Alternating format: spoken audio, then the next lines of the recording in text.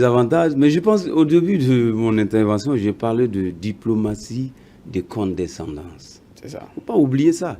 Rappelez-vous de la Covid-19. Pendant la Covid-19, la frontière entre nos deux peuples a été fermée.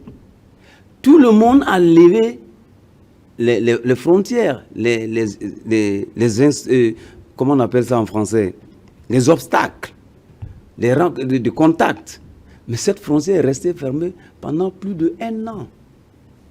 Alors que c'est le même peuple.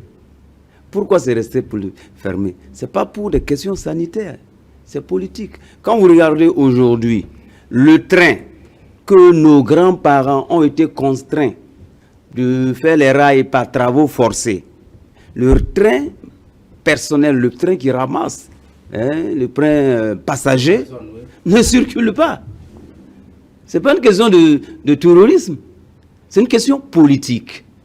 Et quand la politique va accepter de s'asseoir et discuter, tout ce que nous racontons là, tout ce que nous sommes en train de débattre, va rentrer dans l'ordre.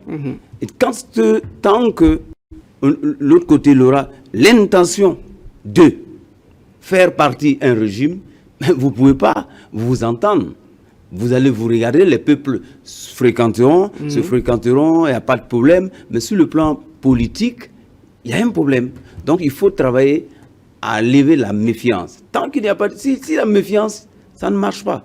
Sinon, nos deux peuples, moi qui vous parle, mais j'ai mes parents là-bas. D'accord. Est-ce que la récente évolution géopolitique, je veux parler de l'AES, l'Alliance des États du Sahel, influence cette coopération-là? Bien sûr, il y a aujourd'hui 2 blocs. Lorsque vous parlez par exemple de coopération militaire, vous savez aujourd'hui que ce soit le Burkina ou le Mali, on a des instructeurs russes qui forment, etc. C'est officiel. Mais de l'autre côté, vous avez des instructeurs français qui forment, etc., etc. Est-ce que la France et la Russie s'entendent? S'entendent pas.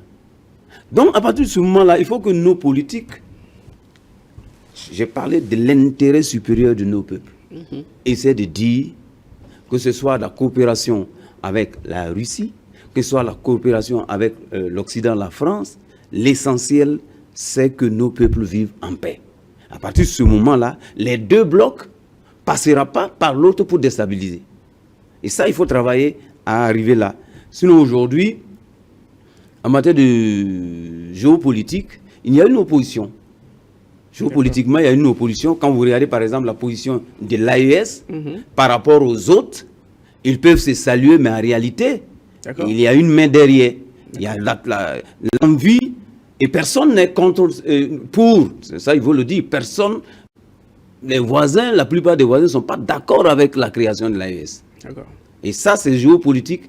Les gens travailleront à déstabiliser. Voilà pourquoi j'ai dit, quand cette façon de déstabiliser, cette façon de voir l'autre comme déstabilisable va quitter les esprits, alors, naturellement, nous pouvons coopérer sur tous les plans économiques, militaires, renseignements sans problème. Il faut mettre l'intérêt supérieur de nos nations au-dessus de tous. D'accord, c'est vrai qu'il y a aussi cette